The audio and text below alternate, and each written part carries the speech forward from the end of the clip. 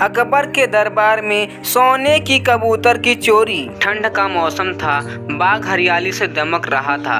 तब ही बादशाह अकबर ने सभापतियों को बाग में दरबार लगाने को हुक्म दिया। हुक्म की तालीम हुई और पूरा दरबार अकबर और बीरबल बाग में बैठे। वहीं अकबर के आदेश पर बीरबल सभा में न्याय का कार्य देख रहा था। कई लोगों की न्याय याचिका सभा में पढ़ी गई, जिनका बीरबल ने अपनी सूझबूझ से न्याय किया। लगभग सारी याचिकाओं में पढ़ी गई न्याय के इस कार्य में कई घंटे बीती। थोड़ी देर बाद दरबार में एक व्यापारी आया। उसने चोरी की अर्जी लगाई थी। उसने कहा, एक बार वो दिल्ली गया था, वहाँ उसने सोने का कबूतर देखा। उसके पंख सोने के थे। उसने वो कबूतर पूरे 10 सोने के सिक्के देकर खरीदा था।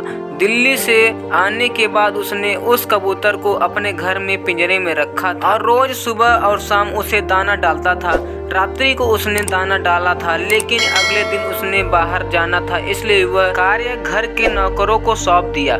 जब वह वापस आया तो कबूतर पिंजरे में नहीं था। अब उसे नौकर पर शक है कि उन्होंने कबूतर को मार दिया, पर उसके पास कोई सबूत नहीं है। व्यापारी के शक के आधार पर घर के नौकरों को दरबार में लाया गया। उसने कई सवाल पूछे, पर किसी ने कोई उत्तर नहीं दिया। समझना मुश्किल था कि कबूतर को किसने गायब किया। तभी बीरबल उठा और नौकरों के चारों तरफ चक्कर लगाते हुए उसे जोर जोर से हंसना शुरू कर दिया। अकबर ने हंसने का कारण पूछा। तब बीरबल ने हंसी रोकते हुए बोला, चोर तो हम सबके सामने ही है। उसने जब कबूतर को पकड़ा तो कबूतर के पंख उसके पीठ पर कमीज के ऊपर चिपके गए, जिसे वो हटाना भूल गया और दरबार में आ गया।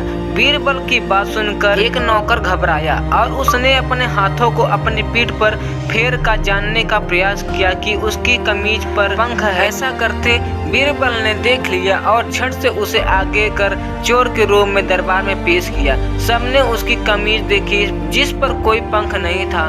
तब बीरबल ने कहा, उसे चोर को पकड़ने के लिए झूठ कहा था। उसे पता था जिसने चोरी की है वो जरूर अपनी पीठ की तरफ अपने हाथ बढ़ाएगा और अन्य नौकर सहजता से दरबार में खड़े रहेंगे। और वही हुआ। इस तरह की बीरबल ने सोने की कबूतर की चोरी का न्याय किया, जिसे देखकर फिर से अकबर ने बीरबल की तारीफ की और सभी दरबारियों का चेहरा उतार दिया। दोस्तों, अकबर बीरबल के किस्से बहुत ही रोचक होते हैं। आपको यह वीडियो कैसा लगा कमेंट बॉक्स में कमेंट करके जरूर बताएं और साथ ही साथ वीडियो को लाइक करके चैनल को सब्सक्राइब अवश्य कर लीजिए।